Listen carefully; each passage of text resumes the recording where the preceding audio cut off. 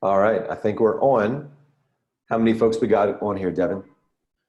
On Zoom, we are having people stream in now. So there's three, four at the moment. It's climbing. Awesome. And then on Facebook, it's still getting everything ready. All right, here we go. It's good. All right, we're looking good, Mr. Eli Wilde. Awesome. Awesome. I'm excited you guys are here, checking in. We're right at 1 p.m. and we'll wait like a minute or two for folks to get in. But yeah, Devin, is there a way that I can interact, ask questions like where everybody is and things like that and see their responses or not on Yeah, this of platform? course. So there's a chat box. You should see it on the bottom of your Zoom thing. It says I do. chat and it has a little speech bubble. You can Yes. click on it and it has a little window that you can move around. That's where people Here. yeah, see? So and now we're chatting. You see what I'm saying? So people can drop something in there. Yes. And that's where I draw the questions from for Q&A. So if you're keeping an eye on it, then you'll see them too. And we should be looking good. See, Carol, she's from Ontario. Woohoo! What is up? Since we've been on this call last night, hopefully some of you guys were on the last one. It was really good. I just looked back at the notes, Devin and I. It was a lot on energy, mindset, communication, and today we're going to be talking about some of the frames. I want to make sure that this is valuable for everyone, and we are going to open up again to Q&A. But I tell you this just in my own experience. The last month, I've been in maybe like 5 different countries, and then I came back to the States right after I flew into Venice, Italy, and then I went to Slovenia. And I spent about a week with an NLP hypnosis language pattern master. And we kind of just broke down the structure of communication and how we can go a bit deeper and label some of these modes of communication that really allow effective influence to happen naturally and organically. So we're going to get into that a little bit. It'll be some more advanced stuff, some exciting stuff, some principles, some mindset. But just to remind you, throughout all these trainings, I mentioned one of the tools that really helped me understand influence in the process of getting people moving forward to the next step in the call, in the buying cycle, to book another call. It's always this emotional thing, because I could ask you the question, do people do things for logical reasons or emotional reasons? And by now the answer is obviously emotion. And so how do we get into the emotion? One, we do it what people focus on. And again, just to remind you, we can control our focus or somebody else's focus by asking a question. I could ask you about your shoes or your mom, what you ate yesterday, the best day of your life, the worst day of your life. And whatever I ask you about, enough about, it puts your focus there. And whether we focus on consistently will affect the way that we feel. If I ask you 20 questions about the worst day of your life versus what makes you happy and grateful, a different emotional response. And so we've got a syntax of questions that direct people's focus and feeling, where we probe and clarify and help give them clarification on their real problems and their concerns and the impact of those problems and concerns. And we help them resolve and embrace their own challenges and leave them touch, moved, and inspired to a possibility for their life. So we do that with questions. But you're going to notice that there's also some resistance. And we're going to talk about that today. There might be things that you're saying or how you're saying them that are creating unnecessary resistance and challenges throughout your conversation that are leading up to objections at the end. So rarely ever is it was the best call and then somebody had these objections at the end where they were unresolvable objections. Usually we were creating some lack of trust. There was something happening in the engagement where we didn't go deep enough. We didn't get them connected. So that's one part of it, but also there naturally is going to be some resistance anyway. When somebody is spending a large sum of money, they might have a last second kind of objection about something. And so you need to embrace that concern. And so we're also going to talk about not even calling it objections anymore, because overcoming objections, handling objections, nobody wants to be handled and nobody wants to be overcome. They have concerns and they should. So we want to embrace and help them resolve those concerns. So you see, that's different than just in handling objections. So we're going to talk about that, how we're going to be throughout the call today. But to finish my story, I went to Slovenia, and then I went back to the States to see my mom in Florida for a few days. And I said, hey, one of the great things about having this lifestyle type of business is doing trainings all over the world. I get to talk to you beautiful people from all over the world. And I decided to go to Colombia. So I don't know if you can see, this is Medellin back there. Really, really amazing place. And I've got some stories that maybe we'll save for another time, or see how much time we have here today. But it's been, I got here Monday night at about 1 a.m. And even the Uber ride here was very, very interesting. It's a different way of life here for sure. And it's beautiful. People are connected. They have open hearts, and it's a great energy here. But there's also this element of like danger that's in the air. And so it's a really unique kind of cool thing. But you know, I wanted to ask first, before we get into the content, from the training 2 weeks ago, did anybody have any questions about that? Is there any kind of concern that you're coming to this call with? I will make sure that, and if you post that inside the chat, I will make sure that I customize some of the training today to your specific concerns, because it's really important for you as you're on these calls or any type of training call to be asking yourself this question: how do I use this? How do I apply this? How do I make it my own? So we're not here just to accumulate information, because it's endless amounts of tactics, but you really need to be thinking systematically, where does this fit in? How do I make this my own? How do I utilize this information? Otherwise, we're just consuming information just for entertainment. And a lot of people do that these days. So one of my mentors, probably my biggest mentor, Tony Robbins, said to me one time, and we were talking, he says, you know, I don't want happy clients. I want clients who get fucking results. It's like, I don't care if they're happy. And, you know, so the name of the game here is always results, and make sure you're actually utilizing this. And so Devin and I are going to talk at the end of this call as well. We want to make sure that this group, this environment, this container of training that you come into, that you realize this is an atmosphere of getting shit done and getting results, and making sure that we utilize this information, we apply it to our lives, and all that changes with our thinking. And so you may have heard me speak before my 4 levels of influence that we talk about. There's first, it's influencing yourself, your own triad, your own focus, your own emotions, the way that you attach meaning to the call, meaning to the objection. Also your physiology, like how you feel, no stress, you're not tense, you're not angry, there's not a frustration or this tension in you, because that'll come through in your voice. Because I can give you linguistically the perfect words to say in the right circumstance to help people resolve their objections or their concerns and help resolve them. But if you hear, I have to think about it, or no, or I need to talk to my spouse, and you react in a way where you have the right words, but now you say it with frustration and anger and tension in your voice or fear, the next person's response will be a response not just to your words, but to the energy. So as we said, all communication, all influence is a transference of energy, emotion, energy and motion. And so the first level of influence is always influencing yourself, making sure that you're in the right state of mind, you know, where your focus is. It's not on yourself. You're focused on this person, you know, and their problems and their concerns. And you're not there to get a sale.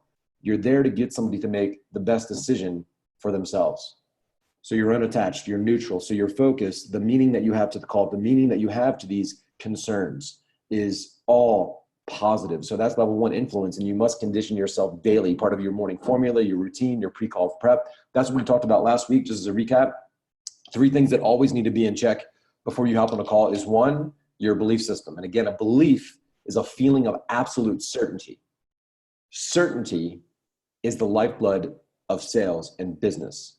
And so we want to have this absolute certainty in ourself, our product, our service, our company, and in these people and their ability to be unreasonable and get the most out of their life. And realize this, that everything that comes into your life, everything that comes into these people's lives will usually come from a powerful conversation with another human being.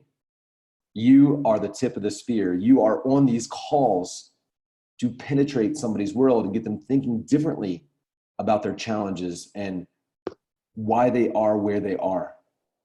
And it's not just that they don't have some tool. There's often a lack of process, or there's some flaws in the way that they think about their business, or they think about their health, or whatever you're selling. So we're challenging people right from the start. Because if you challenge people, At the end of the call, around time, money, spouse, it's weird because now your energy is different at the end of the call than it was at the beginning. So at the very beginning of the call, we're constantly in our tone. We're slow. We're pausing. And there's a little bit of like almost skepticism. Well, why do you even want this now? Why not just stay where you're at? So we're challenging them. And by asking these questions, we get them to influence themselves. And so what that looks like, is what we're going on all these trainings for, but this is just to remind you of what we're doing. So every single call, you have to believe like that there's something powerful in you that you can communicate with these people, the certainty that gets transferred, energy and motion. All sales is a transference of emotion, but you can't give somebody $1 if you don't have it. You can't give somebody confidence and certainty unless you cultivate it within yourself. And I use the word cultivate. Another word is generate. Like a power plant doesn't have energy, it generates energy. People just don't have confidence and certainty. It must be generated. You must think and feel and do the morning routine and look at some of your calls and really have this feeling and check in with yourself, because there's got to be this absolute certainty, but also a sense of curiosity. And with curiosity comes appreciation and understanding. So when we have an objection comes up and you say something like, well, that's exactly why you need to do this program. Like, you don't have money. Well, that's exactly why you need to do this. That's not resolving a concern. That's overcoming an objection. That's saying, hey, you're wrong. And it's basically pushing somebody. It's like, it's a rebuttal. So we don't want to do that. We want to get really curious. So just as powerful as certainty is curiosity without judgment.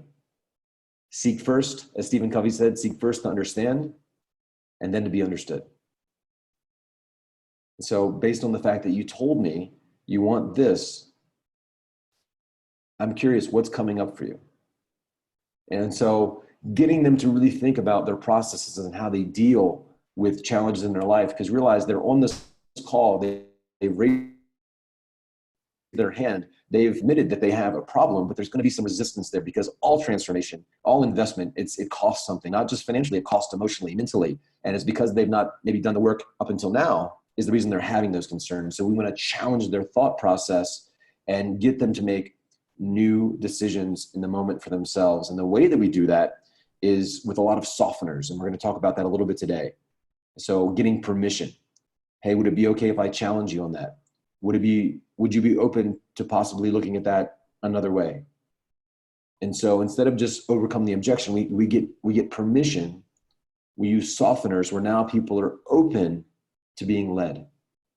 And so these statements that we read in scripts and things like that, they're useful, but sometimes there's some language, some softeners, some ways of talking about people's problems and concerns and bits, like little nuggets of information that we give where we are consulting people.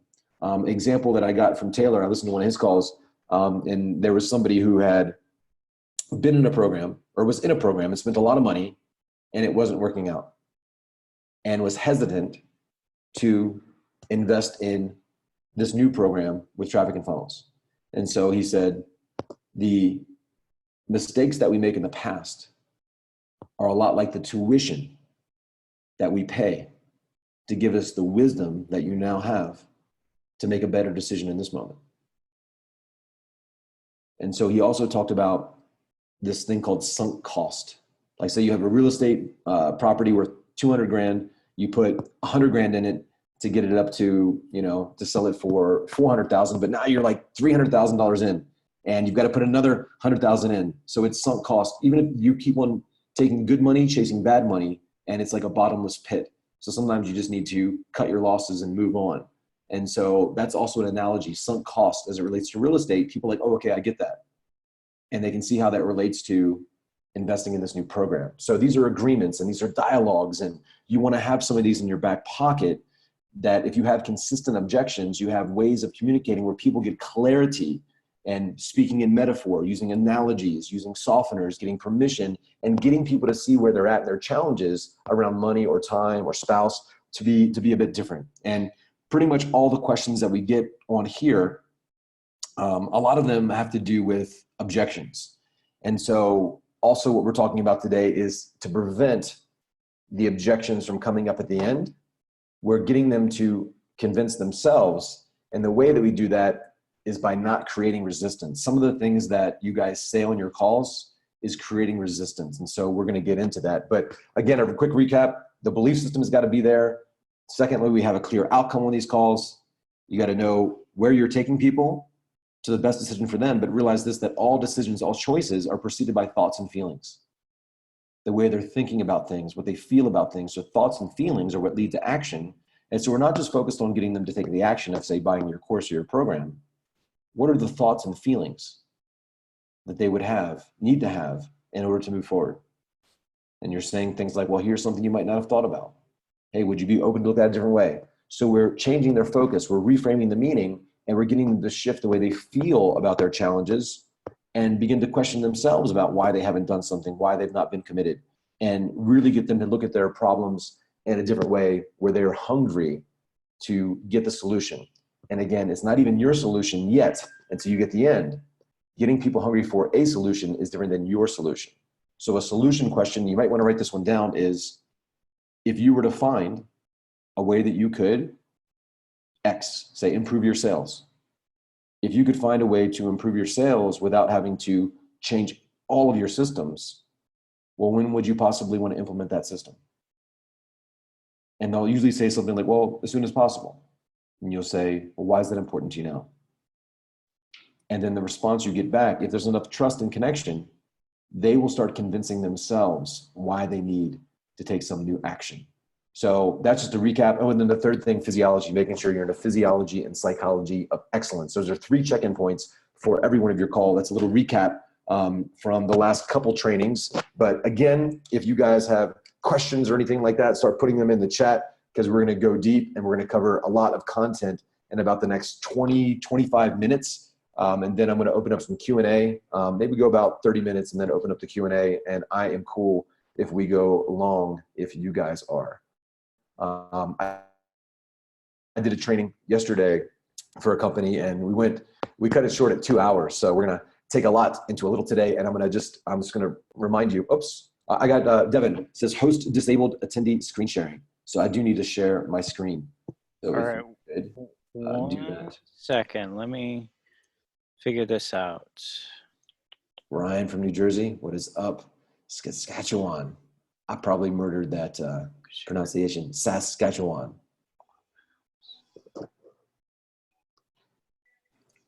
Great to see some familiar faces here, guys. All right, try now. All right, there we go. All right, sorry about that, Eli. It's all good. You know, and here's some things just to recap that we're going to talk about today, going to go over really quick. A couple of them is last week I was in, it's a week and a half ago now, when I mentioned I was in Slovenia with this guy, like an NLP master. One of the things that we're doing for you guys is really dialing in these frames, and this is very high level, to help people shift the meaning. So it's not when you have an objection or a concern, or you're really getting deep with somebody using probing questions, clarification questions, quantification questions, different types of questions to really get them to focus on their challenge in a different way. You're going to notice there are some resistance that comes up, and there's a belief about what they're doing or a belief about themselves that could be limiting their progress. And so having these frames, these NLP type frames to deconstruct somebody's belief system is very, very important. So write these down. This is a quick little nugget here. Every once in a while, I'll throw in some nuggets. There's 14 of these frames that we're going to be going over in the coming months, but I just want to share a couple of them that I do unconsciously. When somebody has a concern, I will get permission to challenge them, and we'll talk about that today. But also 2 specific things that I do. Write these down. One is intent.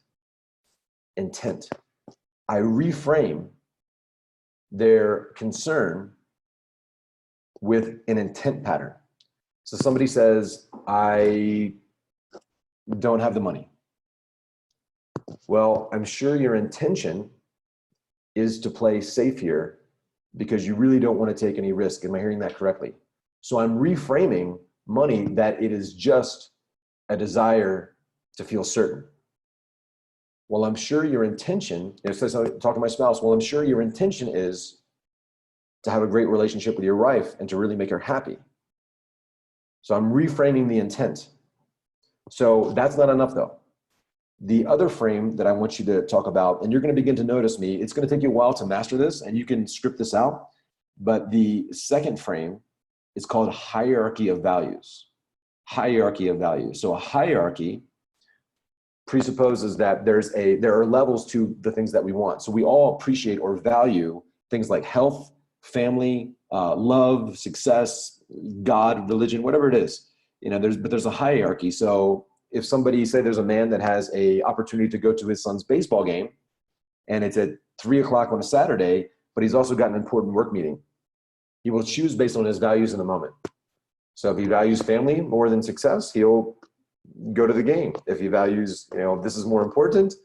And time has a funny way of helping us elicit our values. And where you're at today and where I'm at has a lot to do with our values. And so people are coming to their call sometimes because their values have been off. They've not valued success and they've not made sacrifices. So I might say something, somebody says they need to think it over or whatever. Well, I'm sure your intent is to play safe here, but isn't it more important to take calculated risk based on a proven process so that you can get the safety and security that you really want for your family? So you hear what I'm doing there, isn't it more important? That is an induction phrase in hypnosis, isn't it? But isn't it more important? Isn't it more important to be the kind of person that has their wife not always question their thoughts because you've built a trust inside of her where you're like, baby, I'll handle this. And she believes in you. How would that make you feel? So we're just slowly beginning to pull apart somebody's belief system. And again, there's lots of these frames, but I just want you to be aware that whatever the concern is, ideally we don't want to get it. And if we build an action, and we should be using these frames earlier on in the call. So getting permission, say, well, your intention there when you invested in that program or when things didn't go the way, isn't it more important that you do this instead of that? So I want you to just be aware now that there are different frames of communication and some of them get a bit more advanced. But I'm going to open up a couple of them and you're going to begin to notice. And that's also a phrase there. You're going to begin to notice. I'm telling you what I want you to notice. Well, you're going to begin to notice that there's trends in the marketplace right now.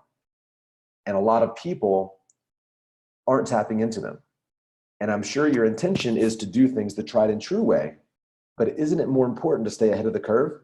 Because wouldn't you agree that business is changing, the market's changing? Would you agree with that, yes or no? And so we're going to get these commitments. And by doing this and changing the way people think about their problems and their past and their future and what their business or their life or their health is, we are going to become a trusted advisor, not just somebody reading a script.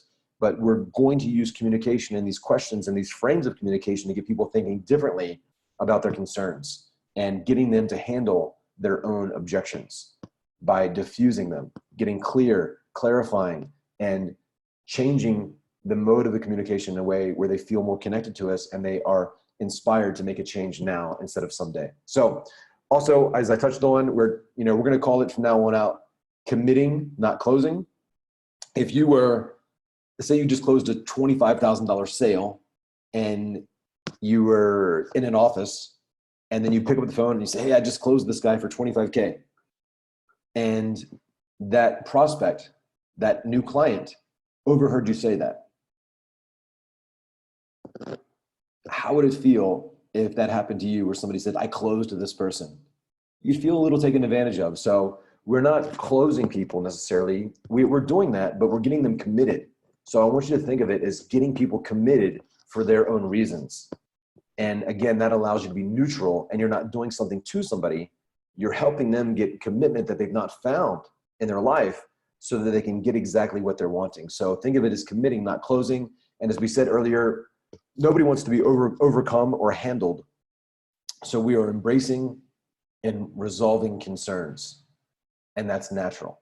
And so when people have concerns, they should be concerned. Don't be freaked out and don't be weird that people have concerns about spending $5,000, $10,000, $15,000. That's smart. They should have concerns.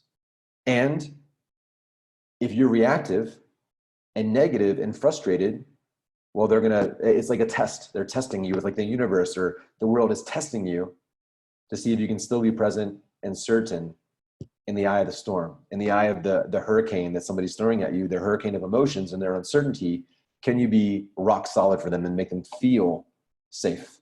And that's what we're doing as a consultant, as an advisor. You're advising somebody on their life and their business. And so we're also going to talk about playing with, as opposed to creating resistance, getting permission and using softeners, weirdness and asking for money. These are the things we're talking about over the next few sessions. We'll talk about this over the next month. So weirdness and asking for money, clarity around your offer. When you do, we're only talking about our offer, like what it actually looks like, for 2-3 minutes on the entire call. And people might have some questions about it, but you're going to clearly articulate that in terms of what they're wanting. So we're going to get into that, but I feel like all of you should post inside the group a video or type it out, your offer. Like to really nail in your offer where it's not confusing, you're not being weird. After every step of the process, you say things like, does that make sense? And are you comfortable with everything that we talked about so far? And say, as you're getting more and more commitment as you talk about your process, do you feel like that having these tools in your business could get you where you're wanting to go? Which tools do you think could help you the most? And so now they're thinking about the solution and what you have as it relates to their life, their business, their concerns. So really clarifying your offer is going to be key in the way that you explain it.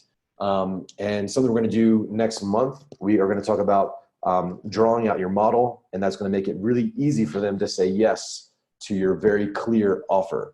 And so getting right into it, and I will take this document here. I can copy and paste it. I can send it to Devin, and maybe he can post it inside the group. But these notes that I'm going on here, these are just notes that I want to share with you guys so you can read over them. But we're going to get right into it here. Obviously, this is a big one. This is just an example because this is so obvious. Some people say things like sign the contract as opposed to authorize or okay the agreement. So signing the contract, nobody wants to sign a contract. That's weird. That statement creates resistance. So that's just a very blanket example. But there's things that some of you are saying like, hey, I'm just calling to see if you would be interested in. When should I follow up with you? Do you want to move this forward? Can I come by and show you what we can do for you? I can meet with you tomorrow at noon or Friday at 3. Which time works best for you? That's alternate choice close. How about we schedule another call to have the next conversation? Just sign the contract here. So these statements create resistance, and some of those might be surprising to you. So here's an example of how we do it using softeners and more neutral language. That's instead of trying to push somebody towards a place, we're allowing them to push themselves by getting them to shift their focus and the meaning of what they're doing, where now they're in this neutral place where we're not pushing. And again, when in doubt, lean out. So we're not pushing somebody somewhere. We're using language to get them to think about their concerns and their challenges in a unique way, where they're inspiring, they're convincing themselves to move forward. So, Mr. Prospect, with your permission, we can set up another appointment to see if what we're doing here would actually even work for you. Would that be appropriate? Would you be open to that? So that's a really easy question to say yes to. Hey, would it be appropriate for us to talk again on the phone to see if we can even help you? So to see if we can increase your sales, to see if we can dial in your marketing. Really easy to say to that. Would it make sense for us to talk again to see what we're doing here would fit into what you're looking for? How do you think, where do you think we should go from here? I love that one. And so that question, it's very hands-off. Where do you feel like we should go from here? And usually when I ask that question, I get a response like, I don't know. What do you think? And now based on the trust and the fact that I've given them their power back, they give it right back to me. They give me permission. They give me permission to now lead them. And sales is, in my opinion, it's really building enough trust, building enough connection where people give you the authority to make a recommendation on their life. Or their business. You've gotten so deep and you've created all this connection with them and got them to think about their challenges and their concerns in a new way. And so just to repeat back what you said, Mr. Prospect, you're having this concern and it's costing you this, and you've not taken a vacation, and here's where you're at emotionally. Based on what you said, what we have here could work for you, but I'm not really sure. I might be appropriate if I got some more information from you about specifically what it is that you feel like has been stopping you up until now. So I'm getting more and more permission to dig deeper, and I'll ask questions and I'll list their values and I'll repeat back to them. And I, want to connect with them and build all this trust. And once they've thought about their problem, and then we talk about the solution, hey, if there was a way that you could get what you're wanting, when would you want to start implementing those processes? Well, right away. And we'll talk for a bit, we'll transition. And I say things like, well, where do you think we should go from here? And they say, well, what do you think I should do? Based on the fact that you've got this concern, what we're doing here can definitely help you. Would you like me to show you how? Would you like me to kind of explain the program to you to see if this is something that can get you what you're wanting? Yes. And so they're going to keep on giving me permission to make an offer. And I'm going to make a recommendation. I'll say, based on the fact that you told me this, my recommendation is this. And now it's different than me just shoving a solution down their throat.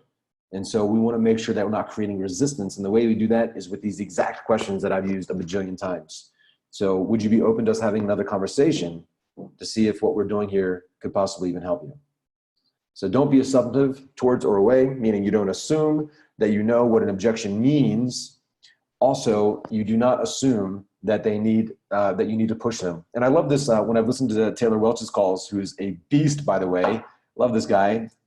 When people have some kind of concern, his response is usually, "What do you mean?" Somebody says they don't have money. What do you mean? They might not have money now. They might not be in their fabricated budget. Or some things you really don't know what it means. And so we ask with curiosity. It could mean a dozen different things. And so we never know. So we don't want to assume anything, because that's going to make people feel not heard or understood or appreciated. We want to embrace and help them resolve their concerns for their reasons, because that's why they're on the call. They're on the call to be led. Sales is leadership. We're leading people through a process. So right now, how you've gone through the call, you've gone through the reflex selling system, you've asked great questions, you've been connected with them, they talked about their problems and the impact of the problems, they're now open to a solution. You've even asked consequence questions. Well, why not just stay where you're at? I mean, it sounds like things aren't that bad. You're doing this, and why not just stay where you're at? Now they're going to convince themselves, and they're going to tell you, but more importantly, tell themselves why they need to change now. If there was a way that you could find what you're looking for, when would you want to start that process? Right away. Now they're convincing themselves. And you ask, well, why is that important to you now? So we're getting them to convince themselves. You've built all this trust. Don't break it. Don't get weird. They view you as a trusted authority and an insider in their business who focuses on helping them. This is much better than seeing you as someone who's trying to shove a solution down their throat. Also, it feels a bajillion times, not just 1,000, a bajillion. That's a technical term, a technical number there, by the way. It feels 1,000 times better for you. And also, this might not be for everybody, but you'll notice on these calls sometimes, even in my training, I use humor here and there. And for all of you, it might not work. Some of you just aren't as hilarious as I am. That's sarcasm, by the way. But humor, it breaks the state. It breaks tension sometimes. Sometimes we want the tension. Sometimes when we have a little humor, it lightens it up. And people who are able to use humor, it says something, again, but it's not being goofy. It's not being a clown. When you notice things that are funny, it means, if somebody's stressed and tense, nothing's funny, like everything's on edge. But if you are, and I've been in business meetings with literally, like billionaires, and I'll use humor in a meeting. I'll say something like a little bit funny about the situation, and it breaks the tension in a way, and it sends a message to them that I'm cool, that I'm not needy, that I'm not weird, that I'm not intense and all certain and pumped up. There's another level of certainty beyond absolute certainty. It's called resolve. Of course. They said they have money concerns. Of course. Most people do. Probably wouldn't be on this call if you didn't. And so it's not reactive. And so you'll notice also that my cadence begins to slow down. And there's a difference between saying something like there's a pause where I don't know what I'm going to say next. And there's a difference between that, the way that feels for the client, and a way where I will ask a question and I'll pause, and it's very clear that I know what I'm going to be saying next, but I'm allowing that person to sit and feel into the moment where they begin processing things. And so it's not weird or awkward. I'm giving them space. And if you've been in the coaching world, some of you might be life coaches, business coaches, a lot of people use this frame, or I guess a way of describing what coaching is. It's holding space.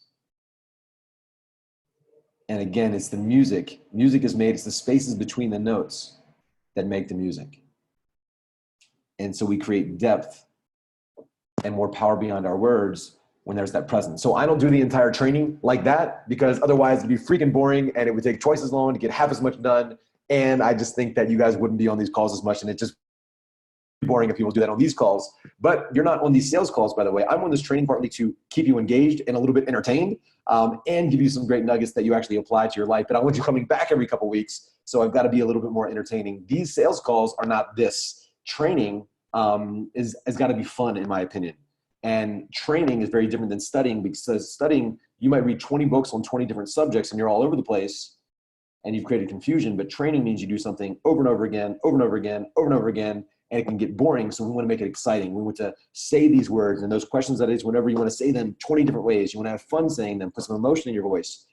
Pause a little bit, get really curious about communication and how those words are landing. And you'll even hear like my cadence will change. I don't get monotone. But sometimes I'll slow it down a little bit. And on your calls, majority of the time you want to be slow. Have like 2-second pauses here and there, and really let people feel into what's happening. So with that said, this feels really good for them and for you. So selling will be a much more profitable for you and more fulfilling experience for you, as well as for your customers, by changing the way that you close or get people to commit. They will respect you. You will have a top-notch organization, and this is how you want to start a relationship. So this sales process, again, going back to what I said, even for you guys here, I don't want happy clients. I want clients who get results. And the sales call, like, we're penetrating somebody's world. And if somebody is sold properly and they're committed for their reasons properly, not pushed or forced, they're going to get a better result. Properly selling them gets them committed. This is a huge step in the process. And some of you I've talked to feel like on these sales calls, and I hear this a lot, that because we're just asking questions, and sometimes your strategy session is designed as a free coaching call, but we're really not coaching people. If we give people too much value in the call and actually coach them, they're going to feel overwhelmed with information. So it's not coaching. Otherwise, if you coach them, they're not going to close. You're giving them too much to think about. So in these calls, the reason that we're going deep, I want you to feel really good about asking these questions, because we're providing somebody with clarity. And so you need to know, and you really need to feel in, you need to have your belief system, you need to be 1,000% certain that what you're doing in these calls for these people is a huge benefit. You're getting them to think about their challenges and the impact of the problems and what it's cost them. And so there's a huge step to get people ready to make a change. And if they don't go through this process of properly being sold, they're not going to get a better result in anybody's program. So this is a huge part of the process for the company you represent, for your coaching, for the client, for everybody. This is huge. So again, don't feel like you're not providing value on these calls because you're not coaching them, even though it might be set up as a coaching call. The first stop of the process of transformation is always awareness and clarity.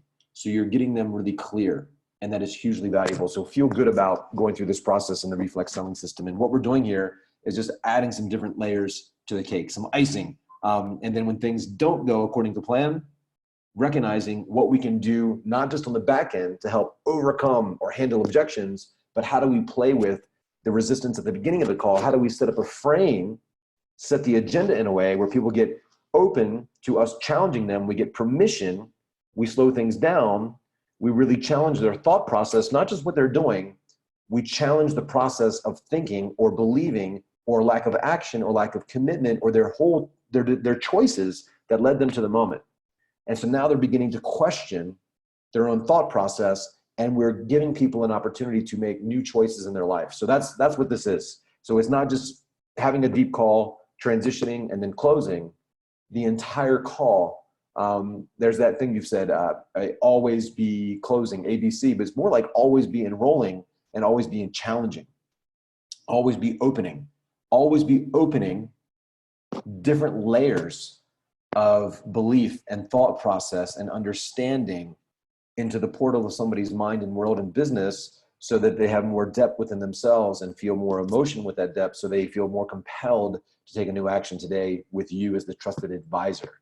So that's what you're doing with these questions. And then the process of actually getting people to commit for their own reasons will be much easier than just pushing a solution at them. And you won't get the objections like you've been getting. You might get some resistance, some concerns, but you're going to embrace, help them get more clarity around why they have those concerns and realign them of why they got on the call, and remind them of what they really want, and remind them of the challenge that they have and the opportunity that they have based on the choice that you're presenting to them. So with all that said, that is what's in the system. So it's not just the words, it's how you're saying them and what you believe about it. You know, again, when I worked for Tony, my sales on average, some cycles were 5 times higher than everybody else's. We had the same words. We had the same script. We had the same offer, the same price point, same type of people, same everything. But my sales were so much higher based on the things that you're learning right now. So this is the good stuff. Definitely master the reflex selling system, but it's these little spaces between the notes that are going to allow you to take this even deeper. So remember to stay curious, always clarify, and always be enrolling into the mission of your business. And as I said at the beginning of this call, again, just to review, before every call, I think about you. I think about the quality of your life by you being able to master this content. Like I'm passionately committed to this. Like, I want you to get this for your reasons. And so that's hopefully that comes across in how I'm being, because I think about it every single time. Like the fact that you can change your income, that people change their families and they change their lives by conversations. And that's what influence is. That's what sales is. It's leadership, and we're leading people. But in order to do that effectively, we've got to be able to lead ourselves. And so to do that effectively, we must have the sense of mission and purpose beyond what we're doing. We're not just on calls. We're leading people into an outcome. And you change a person's life, you change their family, you change their company, you change the city, you change the state, the country, you change the world. And it all starts with conversations, whether it's a politician or a book. These are conversations that get into the minds and eventually the hearts, and ideally into the hands and feet of people, where they move to take a new step. And all that happens in the process that we call influence. And so that's what this is. So on these calls, as it relates to this mission, it's got to be in you. You squeeze an orange, what comes out? Orange juice. Why? Because that's all that can come out is what's on the inside. So every single day, last training, we talked about filling yourself up, not with neediness or trying to get something, but filling yourself up with mission and purpose behind what you're doing. And then when you get squeezed by the objection or things not going in your life the way you want, what comes out of you will be more certainty, not fear. I think it was Bruce Lee that said, I don't want an easy life, but I want the strength to endure a challenging one. You are going to be challenged. And if things don't challenge you, they don't change you. So you've got to be challenging yourself. And by your commitment to do that, that's level 1 influence, your commitment to challenge yourself every single day by doing the routines and going through these trainings over and over again. But what that's going to allow you to do is the next level of influence, where now, based on the fact that you've built the muscle, you've challenged yourself so you can change and improve. Now you can guide other people in the same thing, because you're challenging them and you're reminding them that if they don't feel challenged by this investment, if they're not open to really put some pressure on themselves or their business or their health by making new commitments like they're doing today on this call with you, they're not going to get what they want. So, Mr. Prospect, would it be okay if I challenge you on that thinking? So that's exactly something I would say to get permission to be able to challenge somebody around finances. Would you be open to looking at it another way? Because on this call, I've recognized that there's some patterns, habitual ways of being that have put you in this situation. And there are patterns that make people healthy and strong and fit and wealthy. But there are also patterns, habitual ways of being that keep people stuck, that keep them from getting what they want. And Mr. Prospect, I recognize there's those patterns in you right now. Because you've told me this, and you've told me that, and you said you've got this fear, and you've been really uncertain. So I recognize these patterns in you, and I'd like to help you change them if you'll let me. Would you be open to looking at this a different way?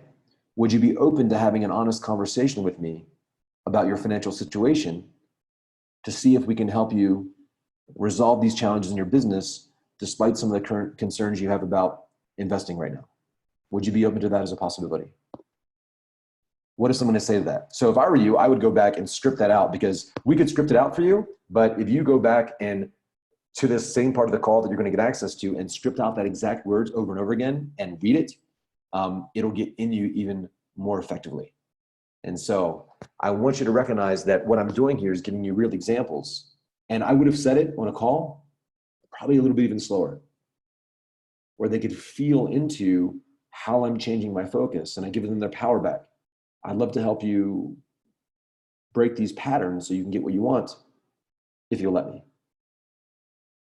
Because you're a very successful person and you've gotten to this point, but you've said that there are some challenges, and that I'd like to help you really make some changes if you're open to that as a possibility. Would you be open to looking at this another way so we can help you get exactly what you're wanting for you and your family? It'd be pretty easy for them to say yes to that, because I'm not saying, hey, would you commit to do this thing now despite your fears? Now, would you be open to this? Is that possible? So I'm making it very easy to say yes, and I'm not creating resistance with some of the same questions that we had at the beginning, right at the top of this. Some of the ways that you're saying what you're saying, you're not getting enough permission, you're not connecting, you're trying to overcome people's objections, trying to force them, and that's why you're getting the objections at the end. So whenever somebody says to me, I'm getting this objection with spouse or money or time, you're going to get some of those. But my question is, why are you getting those in the first place? It's usually we're creating some resistance on the calls 90% of the time. So don't do this. So that, again, that all goes back to mission of your business, and that's key. So last little tip here before we get into some Q&A. Some of you are saying things like, if I could show you, hey, if I could show you a way that you can increase your income, is that something you want? So that's not too bad, but if you say, if I could show you, hey, if I could show you a way, that puts the pressure on you to perform. You've got to show something, you've got to perform, you've got to prove something. As opposed to, hey, if there was a way that you could find exactly what you're wanting. Hey, if there was a way that you could get your costs down per month on your ads without spending any extra, but have those ads be more effective, when would you want to start looking at that process or implementing that process? If there was a way that you could get what you're wanting, when would you want to begin implementing that? And they're usually going to say something like, well, as soon as possible. And then you're saying, well, why is that important to you now? Like really finding out, why is this important for them? And so that's going to allow them to influence themselves. Instead of you trying to prove something, that's going to create some resistance. You've got to perform, and you're leaning in when you do that. So here's kind of an example. If there was, hey, Sally, if there was a system or a process out there that could get you the increase in your sales that you're looking for right now, would that be of possible interest to you? So I'm not even saying that it's my solution. Hey, if there was a solution out there. So if I start talking about my solution too soon, now they're judging the solution. But first, they've got to be hungry for a solution. They've admitted there's a problem. They're hungry for a solution. They're thinking about the impact of them not taking action, the consequences of not moving forward. And we get into all of that with our conversation before we start talking about our offer. So you see here that you remain neutral, nothing to prove. Hey, if I could show you, I will show you. Customers don't want to be sold. They want to be asked, heard, and most importantly, understood. And I would also add to that, appreciated. When you can appreciate their concerns. Well, I can appreciate you sharing that with me. But making that authentic, that's not just words that you say, like really appreciating the fact that they told you this. Because they could just say, yeah, yeah, yeah, and then ghost you or hang up the phone. But if they have told you their real concern around time or money or spouse, that's awesome.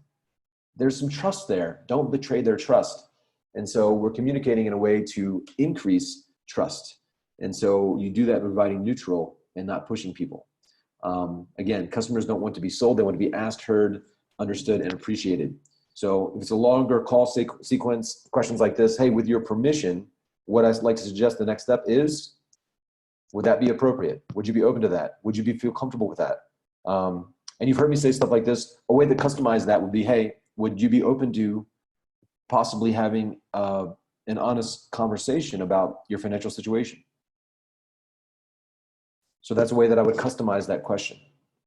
But I would really be doing it not to try to sell my program, but I'm trying to get them to change the way they think about their problems and why they have those problems with their spouse or their money to begin with in the first place. And by challenging not their decision or challenging them, you make it personal when you do that, but really challenging their thought process and getting them to look at their concerns and what they've been doing differently is what's going to build the trust and the connection and those pregnant pauses that get them to think about you guiding them somewhere very differently. You're going to build trust, and they're going to say, John, Skip, Doug, whatever your name is, where do you think I should go from here? And then you make a recommendation. You get permission to make a recommendation based on the trust and the skill of your questions. So to keep them involved, you could also ask, what would you like to see next? What would you like until they have covered everything that's of interest to them? You can also ask questions to see if you and your prospects are on the same page as, would this help you? What do you see of the benefits of all this for you? Of changing your marketing system, for example. Does that make sense? Or would you like me to go over it again? Clarity and certainty, trust. That's what we're building with these questions. Do you feel comfortable with what we've talked about so far? Would you be comfortable with this? How does this feel so far? How does this look to you? Is there anything that you would like to address with me at this point? So really checking in, especially if they're being a little weird and they're being resistant. Asking these questions will open people up and they'll really feel like you care and that you're there to really understand them and appreciate them and help guide them out of their challenges by challenging their thinking, not challenging their decision-making. So with that said, I know we went a little bit long here. It's 1:52. And as I said, these next couple of weeks, this document I will give to you guys, and there's some questions in here that you'll want to read over a few times and say them out loud, just like in the movie Karate Kid, if any of you are old enough to remember that. Paint the fence, wax on, wax off, all these things. Saying these questions over and over again, Daniel-san was like, why do I have to do this? And then in the fight, he came naturally. So you want to say these questions over and over again and get them in you to train, not study. Study, you can just read 20 different books and get confused. But when you train, you do something over and over again. So reading these questions over and over again, get them in you so they come across more natural in the way that you say them. And that naturalness and that comfort in the conversation in you will help influence people and build more connection with you. So I'll share this document with you and you'll have access to this training to go over it. But what concerns or questions do you guys have? Devin, do we have any questions? We have a few, Eli. So Brian Hansen is in the Q&A and basically the Q&A section. And basically he was asking about some of the objections that you talked about during the video. I don't have the money, or I can't make it to this event. I'm going to go to a next event. I guess he's just asking for replies, but that's kind of something you talked about earlier, is kind of preventing those questions in the first place. Yeah, it's 90% of those questions you're getting based on how you're being and the resistance that you're creating. It's interesting. I would go see other speakers and they'd say, I'll get this objection. Why is this happening? How do I overcome it? And I did it first too. And then I would talk to the same group of people and I didn't get any of those objections. And so when people focus on handling objections, you're focused on the wrong thing. And so that's why I'm saying from the beginning of the call, you're challenging people's thought process. But if you are creating resistance, that's what this whole training was about. You're getting those because you are creating resistance. 90% of the time. So this whole training was, how do you build more trust? Like, you know, for each one of you on the call, if I offered you a program and I said, today it's $10,000, and if you don't get a result in 30 days, I will personally give you $100,000. And I don't have the money. It's in an escrow account with your name on it already. All you have to do is push a button and the $100,000 goes into your account. There's a contract, it's signed, guaranteed. I'm removing all the doubt and certainty, you know? So I'm creating, they're like, oh my God, it's guaranteed. And if I can prove that and they can see that and it's in their name, or they're gonna be like, well, of course I'm gonna do this. So what they're lacking is certainty. What they're lacking is trust. And so the way that we communicate sometimes with the words that you're saying and some of these questions that you're asking and some of the assumptive language and not going deep enough, not getting them to think about their concerns, their challenges, their problems, and the impact of their problems, and thinking about their challenges in a new way where they're hungry enough for solution. And so they're not certain that what you have can actually help them. That's why you're getting resistance. And if they were really associated to their problem and they knew the impact of it, and they knew that by them buying into your program, they could have everything they want. If they believe that 1,000%, they would not say they want to go to their next event in a few months. And so it's our job as influencers to direct people's focus and the meaning behind what they're doing and challenging their thought process at the beginning of the call and on the entire call so that those things don't come up. And with that said, like I said, there are some resistance that's going to come up naturally anyway. And so what this whole training was about is getting permission. I said that, you know, whoever asked that question, you're definitely going to go back and go over this training again and some of the exact frames and bits around permission, getting permission to challenge their process of thinking. But I also gave bits where examples like the one I gave about Taylor Welch, you know, reframing their objection or their concern as an intention pattern or hierarchy of value. So it's all there, but really it's getting people to think differently about what's got them to these challenges in the first place. And so they're just not hungry enough for a solution. You've not gone deep enough with them. And until that happens, you're going to continue to get those blanket concerns. And it's not your program, it's something that you're creating based on how you're communicating about 90% of the time.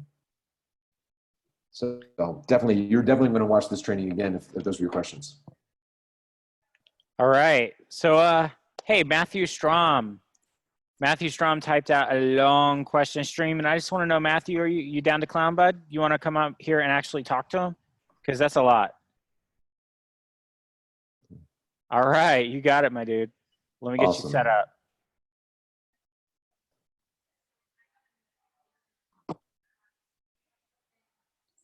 All right, Matthew, you should be able to talk. Hey, you guys there? Yes. Awesome. Man, this is a pleasure. Thanks for having me on. Awesome, brother. How you doing, man? Great. Huge fan. Jump into it, and what's most valuable is I get that I need to think about it, and you say dive early in the call. I love that.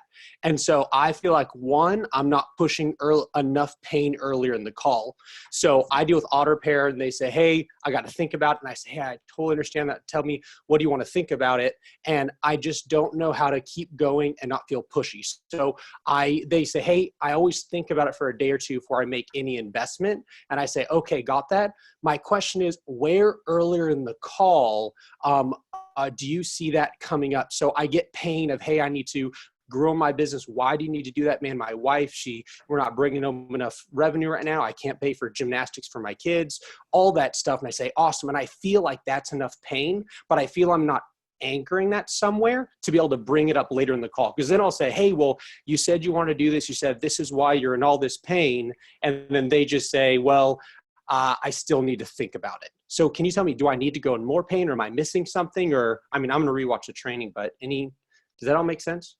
Yeah. And so this is like a bit basically. And what I often do, so when I was getting consistent based on certain types of people, when I would do presentations, and I could see by their application, I knew typical concerns that were going to come up. And I thought of ways, as we say, to kill the monster while it's a baby.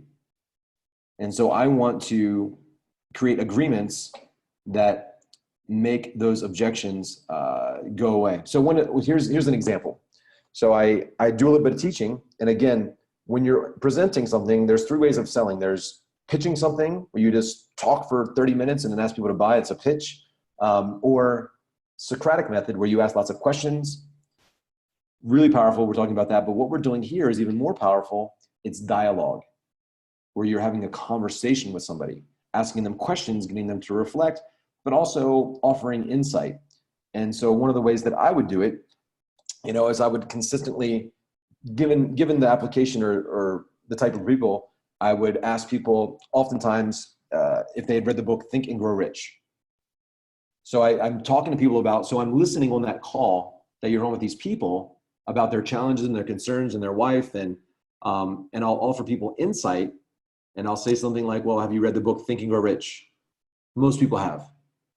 And Matt, have you read that book, Think and Grow Rich? A few times.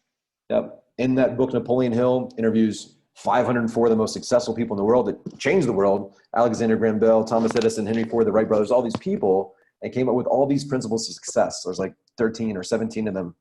But he said there's one thing that will guarantee failure 100% of the time. It's the number one reason for failure, and nobody ever guesses it. Do you want to take a guess at what it is? And they'll usually guess something and usually be wrong, and I'll say it's actually this. It's decision making. And so what you're saying to me, John or Skip, is that maybe there's been some lack of decisiveness or indecision that's led you to this place.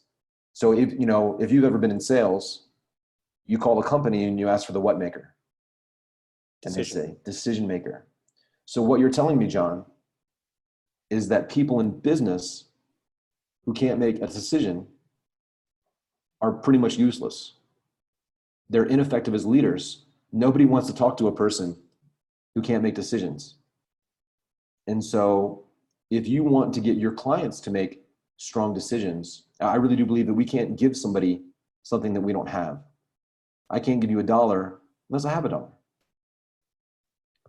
It's going to be hard for you to get your wife or your kids or other people around you, your potential clients, to make strong decisions unless you're making strong decisions in your life. Scale of 1 to 10, 10 being President of the United States or, Bill Gates, like whoever, Elon Musk, that commitment, that purpose, that decisiveness. Or a 1 means that you always need to talk to your spouse, or you got to put things off, or you got to think about it. Because I invite you to consider the possibility that maybe it's some ways of thinking and your fear, because we've all made mistakes. And sometimes we have a mistake and we make it mean, hey, I should never invest again, or I should never take action again, or I should never love again, I should never get in a relationship again. I never want to commit, and we have a fear. And it's that exact fear, that indecisiveness, that could be potentially putting you in the situation that you're in today. So where would you say you're at on the decision scale, 1 to 10, where you at?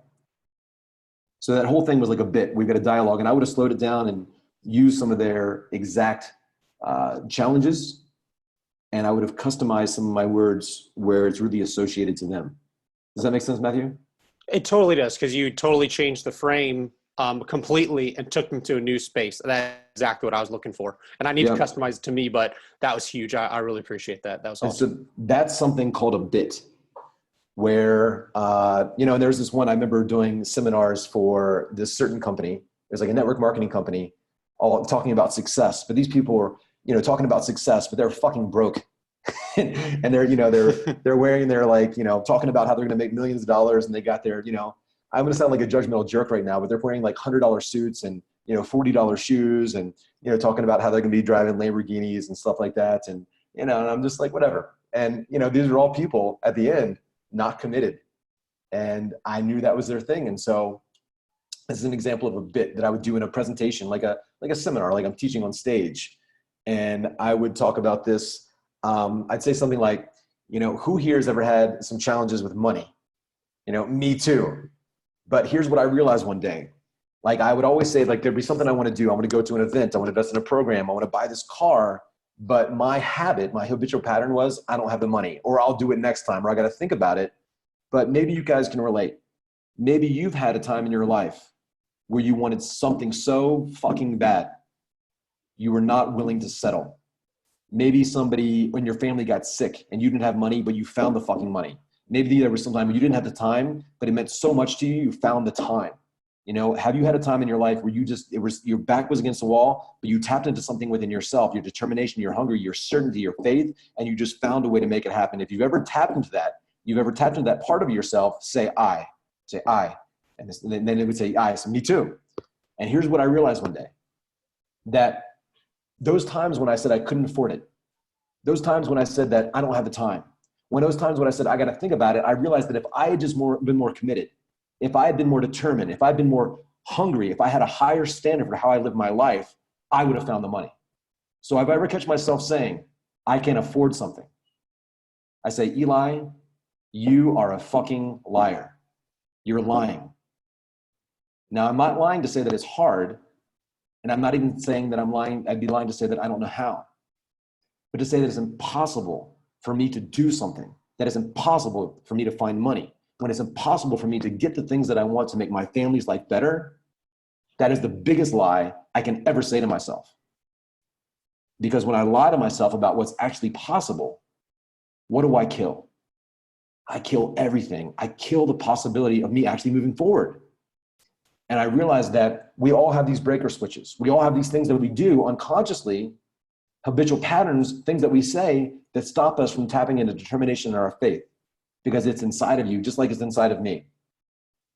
And so if you and I want to move our lives together today, we can't lie to ourselves about what's really possible. We can't lie to ourselves about what we're really capable of. We can't lie to ourselves we want to be successful, can we?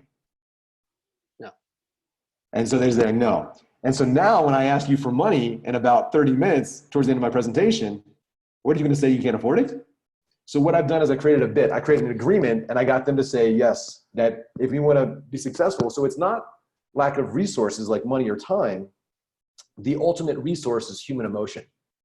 It's commitment, determination, perseverance. It's finding a way. It's 100% level of conviction and congruency and certainty and commitment to what it is that you want, and living a high standard for yourself and your family, not dropping into the patterns of excuses because Mr. Prospect and you, there are some patterns in the way that you're thinking about your business, and that's why you're on this call. So I want to realign you with why you got on this call in the first place.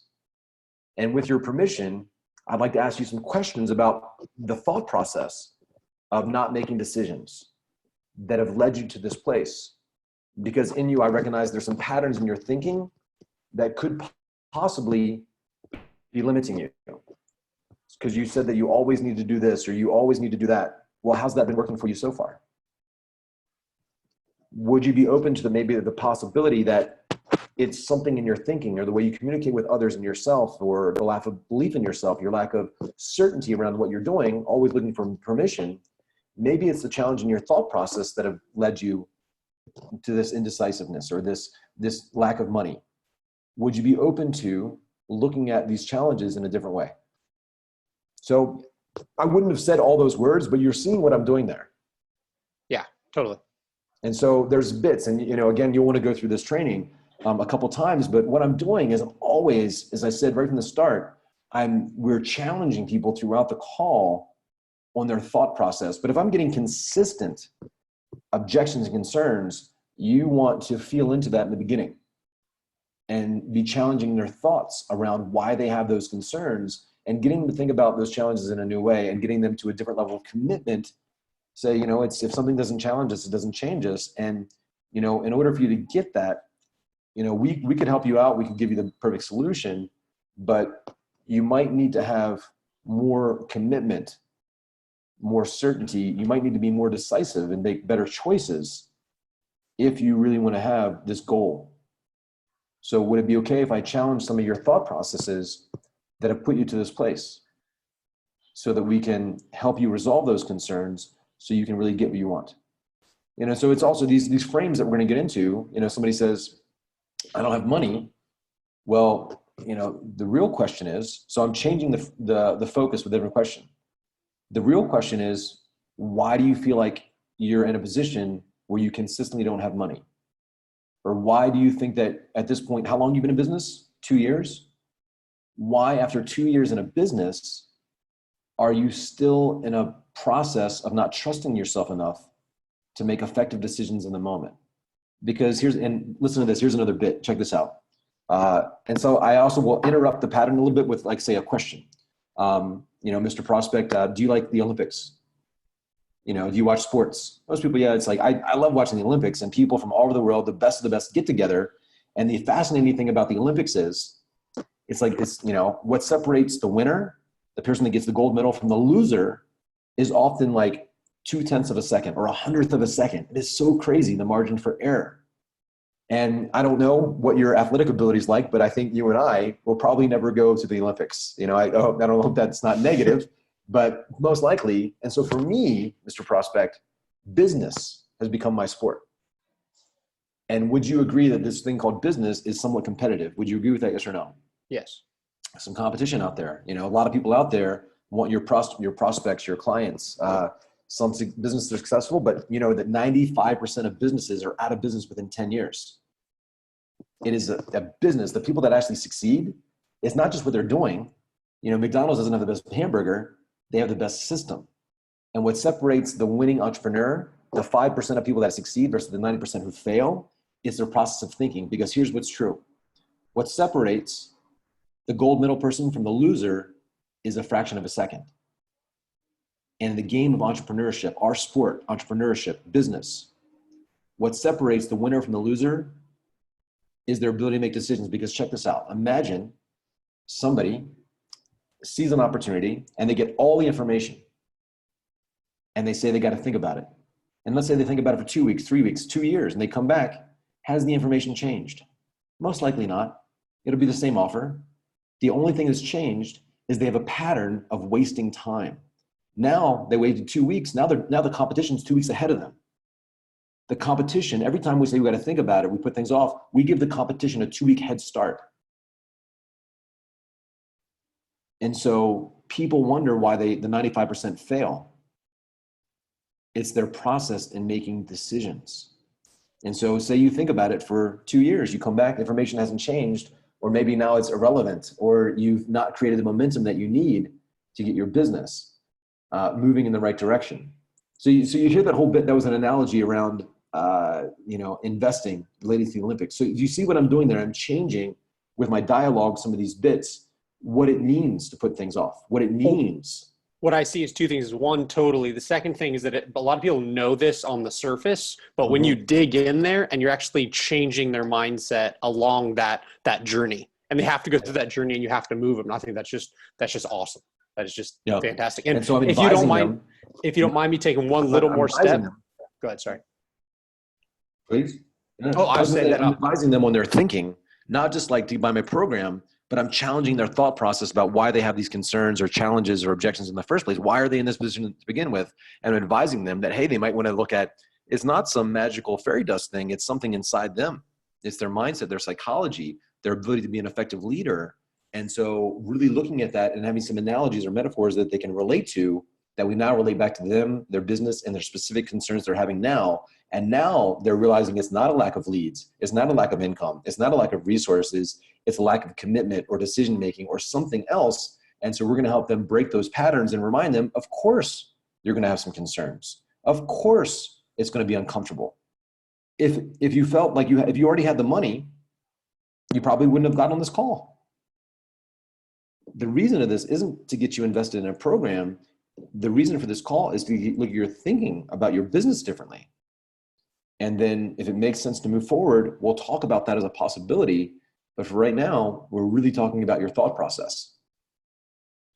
Okay, so then they say, you're totally right. I put off decision-making. Thank you for pointing that out. Do you then say, great, and we may bring this back up at the end, or or is that good? Or then do you go a step farther and say, hey, where did that start? Can you think of an instant? Do you leave it at that? Is that enough? Or you go further with that? So I would ask something. Usually I want to monetize it.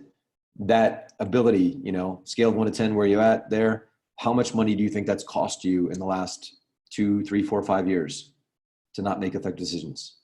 Wow. Every day, like not doing this, not showing up for the meeting, not being committed, not doing your routines, not pushing yourself, not taking challenges, not taking calculated risk. What do you think that's cost you? $1 million, $100,000. Do you really? Then I said, do you really believe that? You're not just trying to impress me, are you? So what you're saying is by you not changing this, so by you not fixing this problem, it's going to cost you another $1 million or another $100,000 in the next 5 years. Is that what you're saying? Wow. Yeah. Okay. And then that's huge, because that then cements that to a dollar value and a dollar amount you can move forward with. Yeah. So ideally, these scale of 1 to 10 questions, really powerful. And then you get to monetize. How much do you think that's cost you? Scale, or where scale 1 to 10, they're in a 6, a 7, or 8, whatever. And that relates to, in the reflex selling system, getting people in the buying pocket.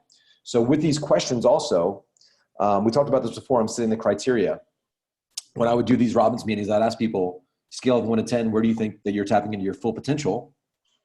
10 means that, Bill Gates and Oprah are asking you for advice. 1 means that, you could be doing a heck of a lot better. So that's going to get people to say a low number. So I set the criteria. I said 10, Oprah and Bill Gates, or you've got $100 billion in the bank. So people aren't going to say that they're a 10. So I set the criteria so they give me a lower number. If I want to do it the other way, I could say scale of 1 to 10, where are you at? 1 means you're out on the street and you're eating dog food every day. 10 means that you've pretty much got the finances to do what you want. Now people are going to say 8 or 9. So I set the criteria where I force people to give me a higher number because I set the criteria. But when I said 10 means that Oprah and Bill Gates are calling you and you've got $1 billion in the bank, that's a 10. 1 means that you could be doing a lot better. Well, they're going to say, well, I'm at a 2 or 3 because they don't have $100 billion. So I set the criteria where I create the response that I want. So that's part of pushing people into the buying pocket that Taylor talks about in the reflex selling.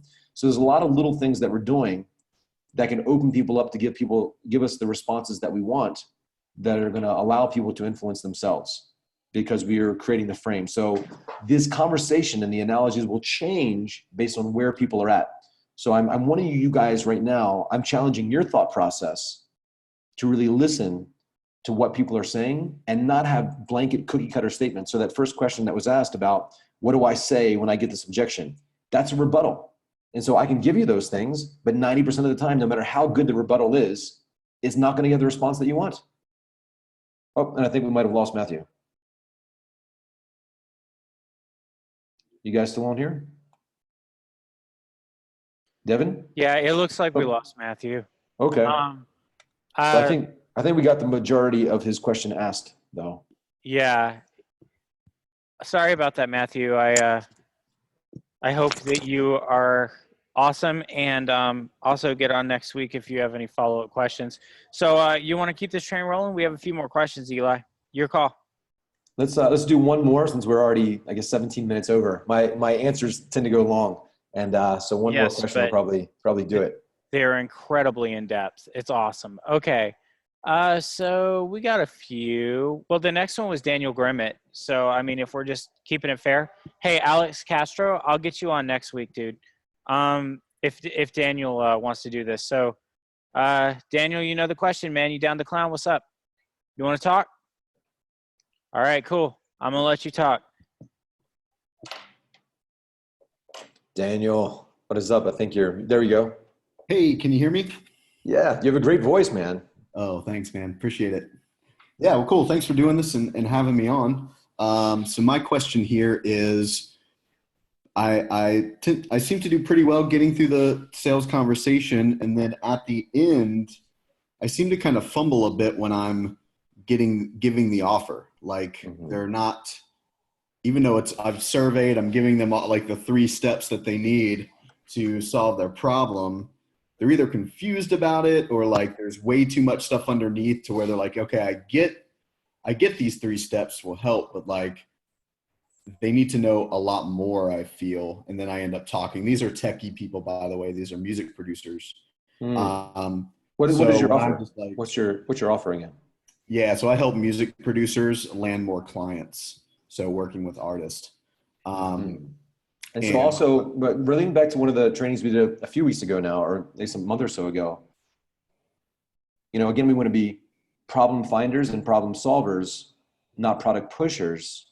Right. And so the way we communicate is always to the problem. And so even when people ask me what I do, I don't say I help salespeople. Say, well, you know how, so that's the statement right there at the beginning of the statement. Well, you know how there's these music producers out there that have great products and services, but they're not able to get the high paying clients that they want. Right. So what I do is give them simple tools, systems in place that allow them to close more clients with ease. Yep. I remember. And so everything, especially when you dial in the offer, they're going to tell you their challenges and their concerns throughout the call with the problem awareness questions. And, John, it sounds like things are going fairly well for you. What would you change if you could? Why is that important to you? Why is it important to you now? So getting, when you said a little stressed or it's not quite clear or it's not dialed in, what exactly did you mean by that? So we're extracting people's challenges all throughout the call, and we're probing and going deep. And then when we do present our solution, again, and this is the part, especially since you know it, and I said there at the beginning of this training on that little worksheet that I was going through, I've been listening to some people's offers lately, and just the way they communicate it is weird. It's not clear. You only talk about it for a few minutes. Got it.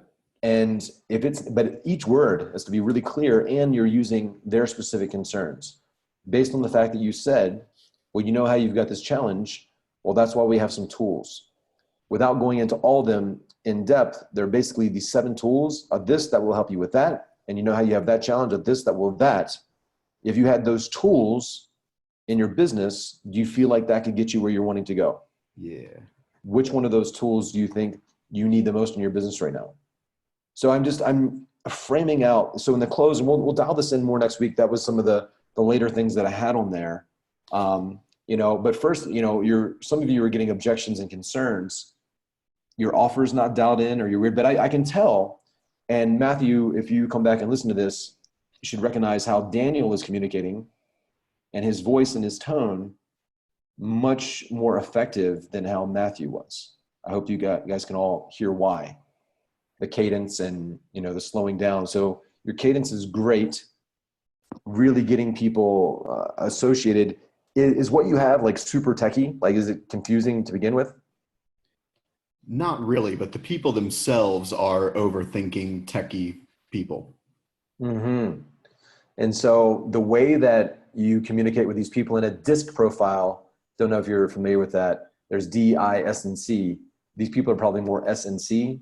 Right. So when you explain things with like statistics and stats, and that's really, you're going to communicate to people's logical mind.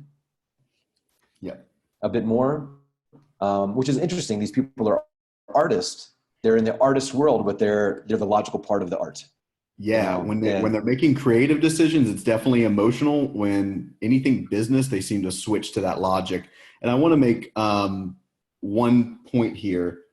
It's when I'm talking about the offer, this just popped up in my head.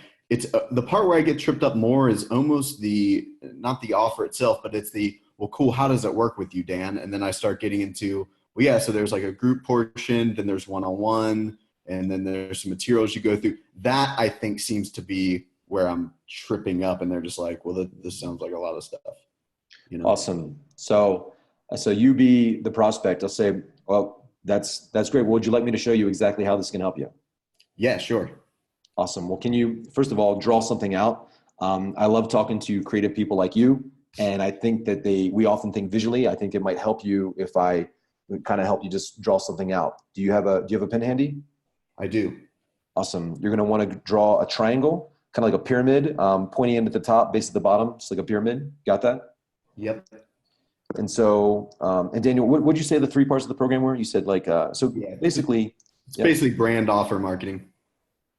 Awesome. So at the top right of the pyramid, you're going to want to write down the word, so branding and marketing, or, we could just say tools. Right. And you want to clean this up for what your offer is. Write down tools.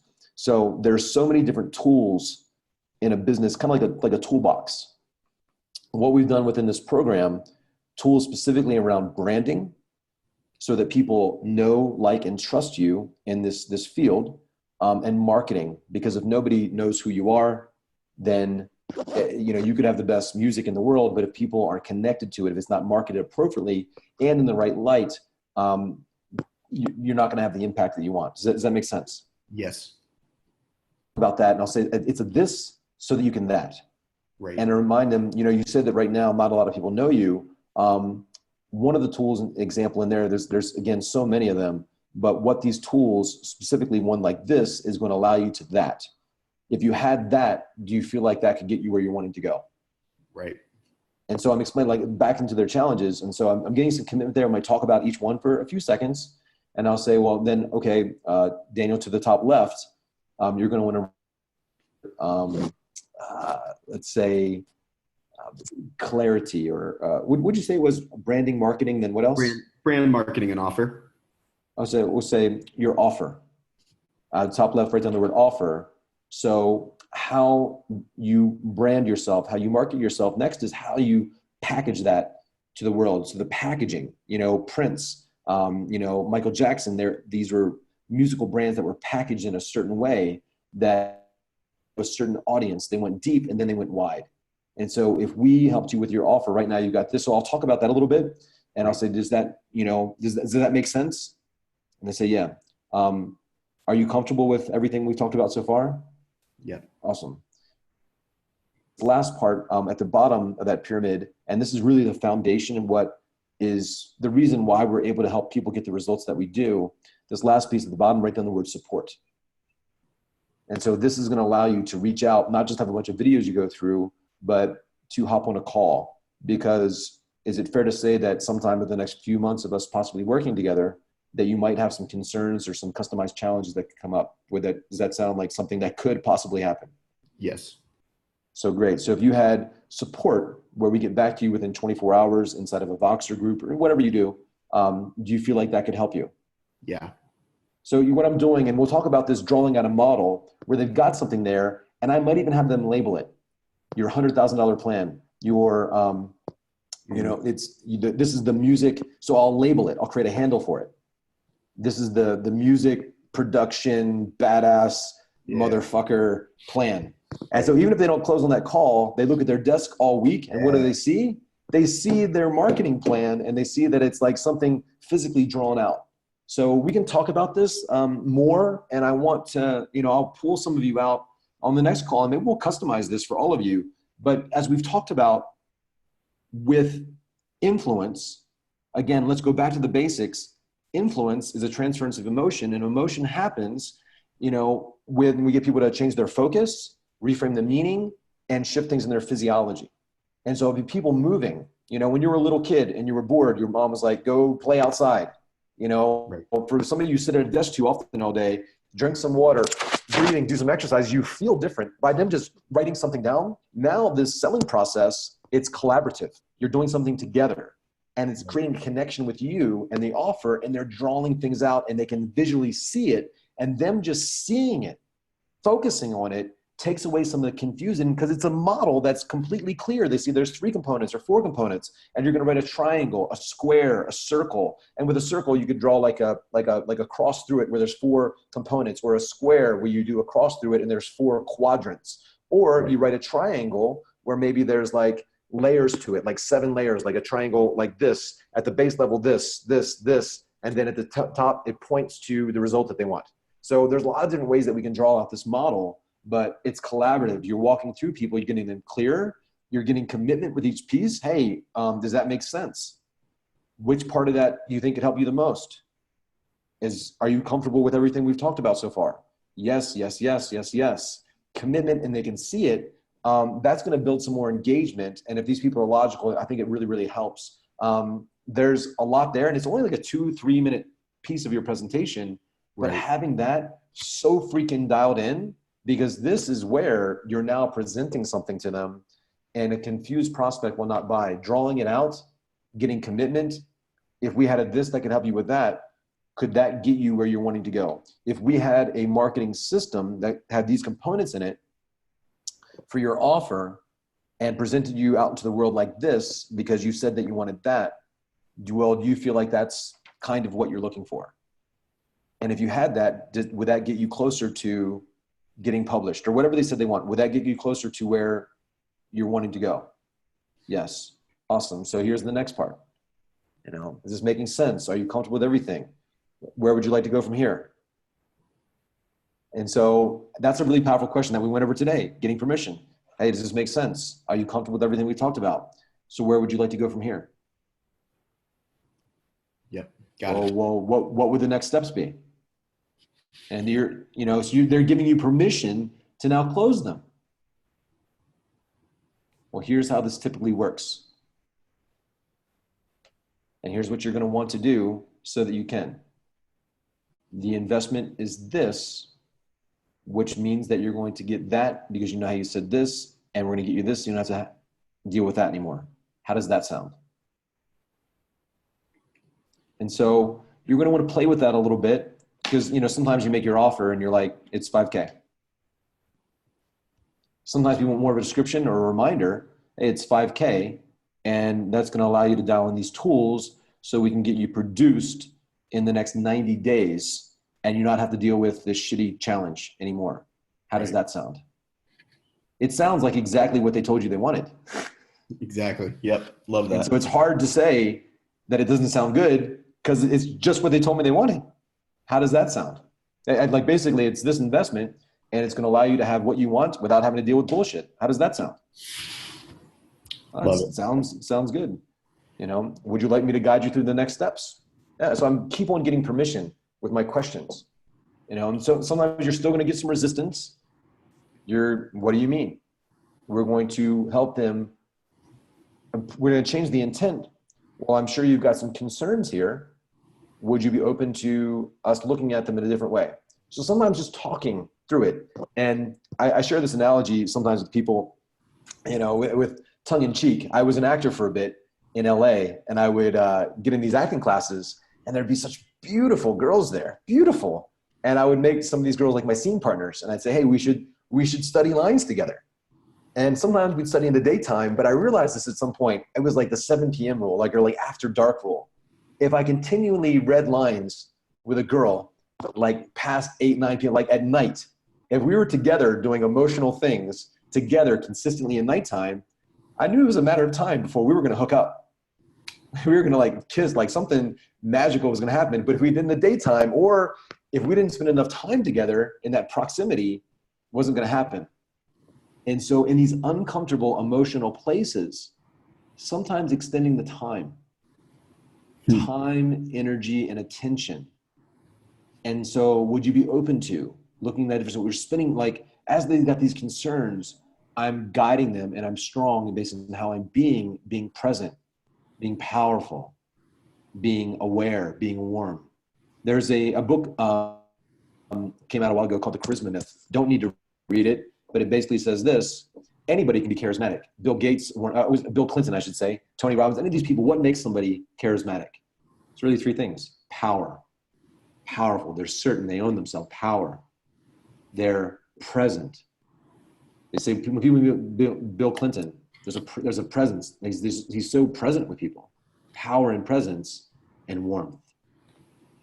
And if you can challenge people and slow down, in that notes, in this place, you're building trust. And some of these concerns will go away, not us be reacting and challenging people and pushing people. But why do you have that concern? I'm curious, what do you mean by that? And so people, the way that we're communicating is going to build trust. And a lot of times when we make our offer, we've had this whole conversation. You've invested all this time on the call, and usually people make their offer, or they handle some resistance around the offer, they break all the trust. And they think that the person says, oh, well, I'll do it next time, or I don't have the money. It's because they don't trust you. And then they're not clear, and they don't feel connected to you. Because if they were 100% connected to you, 100% clear and exactly how you can help them, and they felt 100% sure that you were the person that could do it, and they trusted you completely, probably not going to say some of those things that you're getting. And so that's why we're challenging more to the beginning of the call. We're bringing up some principles, and we're staying connected, and we're not reactive. But also, we really do have to do the work to get really clear. We have to ask really good questions. We need to challenge them in the beginning of the call so it's not weird when we challenge them at the end of the call. Makes sense. Appreciate it, man. Thank you. It does. So Yeah. So your homework is you really need to dial in that offer and have a video, or type it up and put it inside the Facebook group where we can all see it.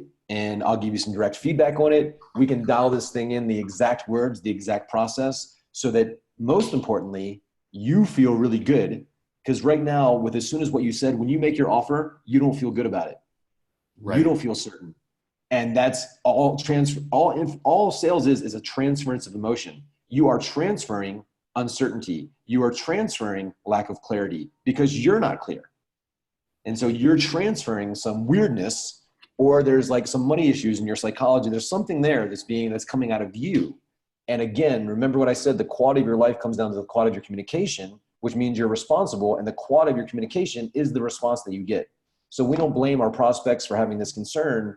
We become able to respond. If the quality of the communication is the response that we get a better response by having better quality communication. And better quality communication starts with certainty and clarity and conviction and a higher level of consciousness about what's happening inside these people where we're not self-conscious. Because if you're not clear in what you're saying, like right now, I'm not focused on me or how I sound or how I look. I can see myself in a little video, but I'm not self-conscious. My energy is not contracted and there's not fear in me. I expand energetically. And so people can throw challenges at me and I don't react. And like, I'm trying to overcome them and say, listen to that. There's not a contraction there. There's a presence and a resolve and a warmth and in embracing people's concerns, because I'm certain I'm not self-conscious. I'm conscious of this person's thoughts. I'm conscious of their concerns and I appreciate their concerns. I acknowledge their concerns and I don't fully understand their concern, but I want to understand their concern. I desire to understand them and I want them to feel understood. And so I ask questions to get clarity about their concern so I can really understand and appreciate them and help them understand, embrace, and resolve their concerns so they can have what they want, because they're on the call for a reason.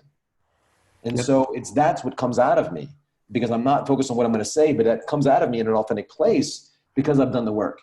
And you're getting some of these challenges because you've not done the work, and that's what you're going to do. That's your homework, and you're going to share it with everybody in this group. Do we have your commitment, Daniel? Yes, sir.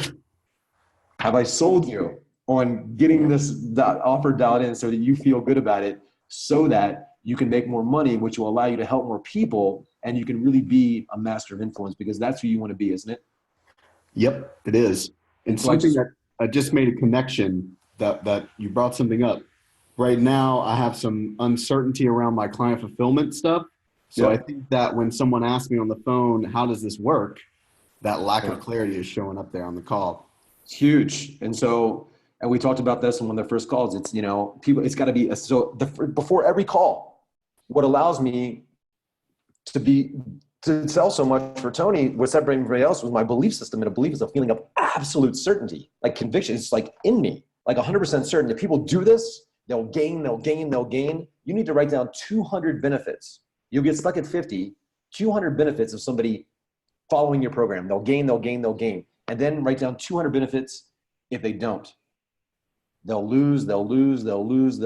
And so before every call, before every presentation I've ever done, before this call with me on the call with you, I think if you follow and really get the things that I'm applying, and I know that it's not easy for you to change your thinking as far as like scripting, and when they say this, I say this, but I know that if you get it, it'll change your relationship with your kids, your wife, your family, your prospects, your clients, and it will allow you to be more powerful in every area of your life, which means to you, you can close more sales, which will allow you to have more money, which means that you'll be the kind of person you really want to be.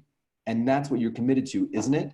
So I just want to pause there. And if you guys go over this, what I just did, one on the first calls, we talked about linking statements to be able to, so that, which will allow you to, means to you, to be able to, hey, you're going to want to write this down so that you can remember, benefit to you. So I just linked writing this down. I give you a command, and now I'm saying so that you remember, which means to you, you can become masterful, which will allow you to, benefit statement, close more sales, which means you'll be a person of influence that truly helps people. And that is what you want, isn't it? So in that last benefit statement, though, I did something a little bit more advanced where I linked it to your identity. And I said, that's who you want to be, isn't it? There's a tie down, and I get commitment that you want to be that type of person.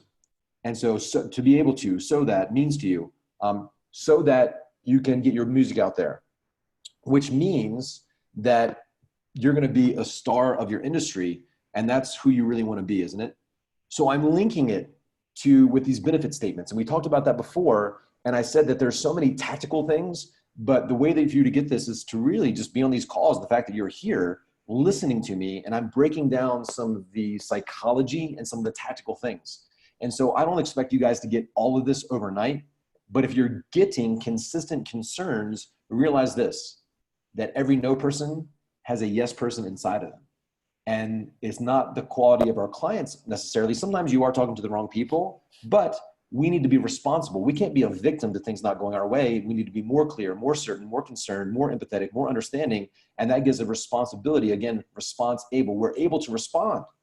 And we seek to understand and respond in a more creative, unique way with our language, with our benefit statements, with our challenging, with our getting permission, with us drawing things out. These are all ways that allow us to have flexibility and power. Again, to be successful, we need, and I've said this on many calls, we need sensory acuity, acute sensitivity to what is going on in this person, and then behavioral flexibility, changing based on what they're giving us to lead them back to the heaven if they do and the hell if they don't, the consequences of not taking action, but for their reasons, not for ours.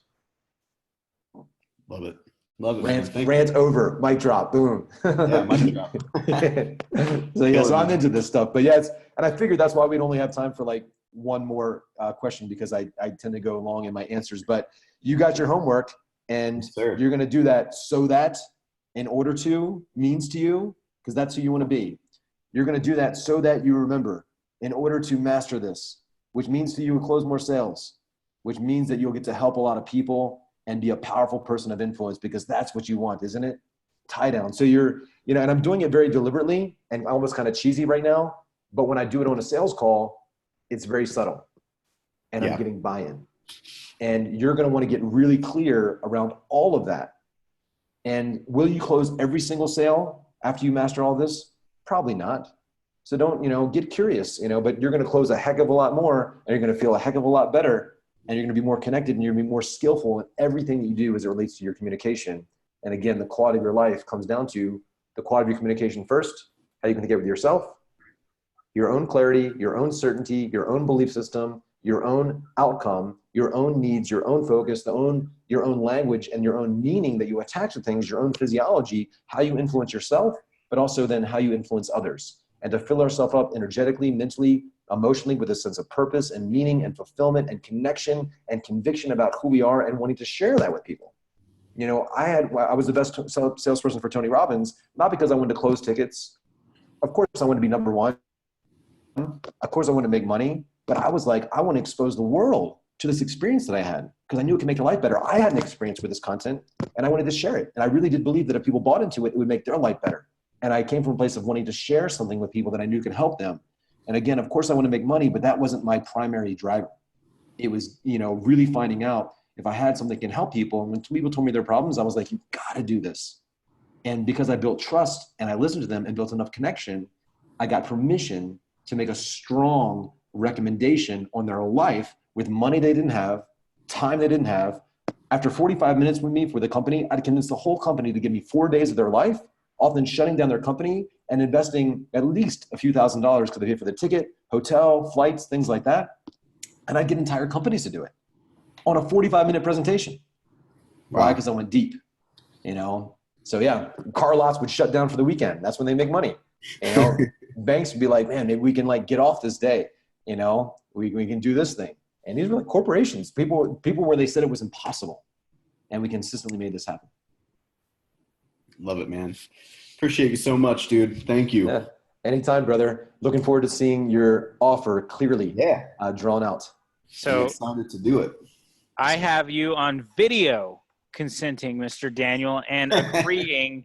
You are on video. Your honor is at stake. Make it happen, my friend. Okay. Thank you. Appreciate you guys. All right, later.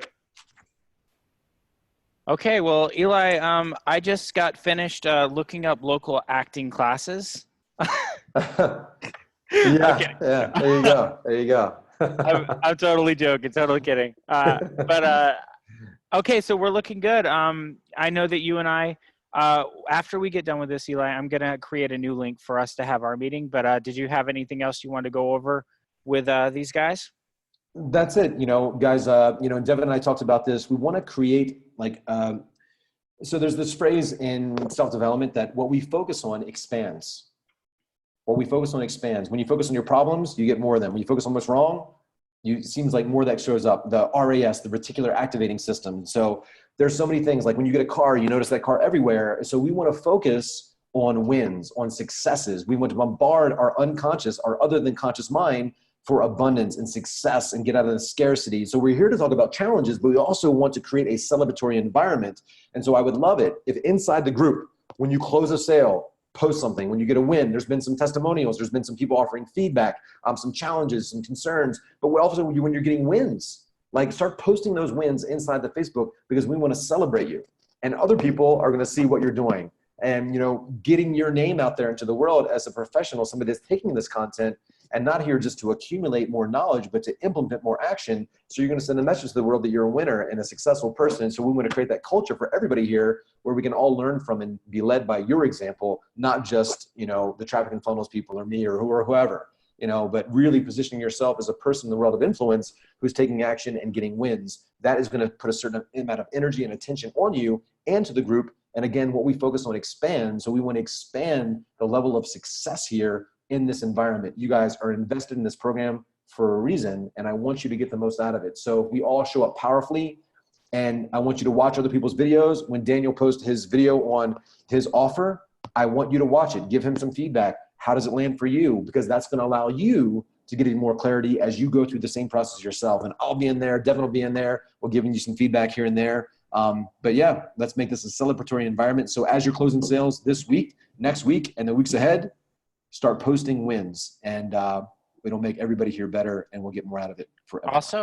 Also, I would like to suggest something as well. If it's something that sounds amazing to you guys, something that sounds cool, you just let me know.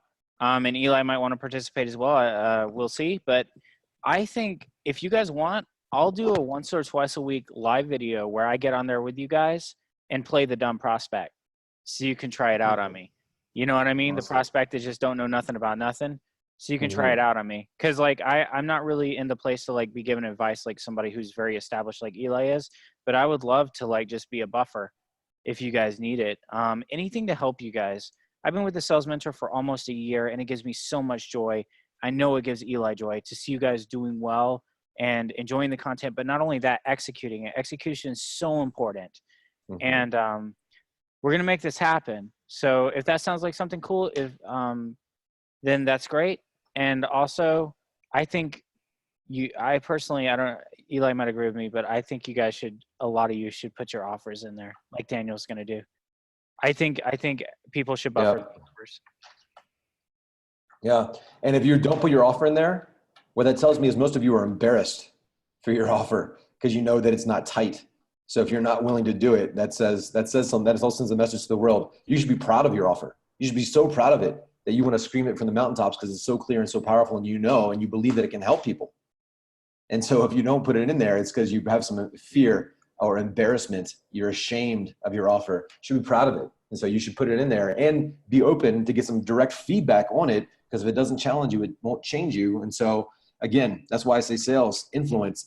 You can't give what you don't possess, and your commitment, your follow through, your conviction, your certainty, your belief in your product and wanting to share it, having that in you, not just as a catchy phrase, but having that, living that, being that, sharing that, giving that, that's what's really going to position you in the marketplace, in the planet, in your family, in your relationship, in your industry as a powerful person of influence. And that's why you're here. That's why you're in the Sales Mentor program.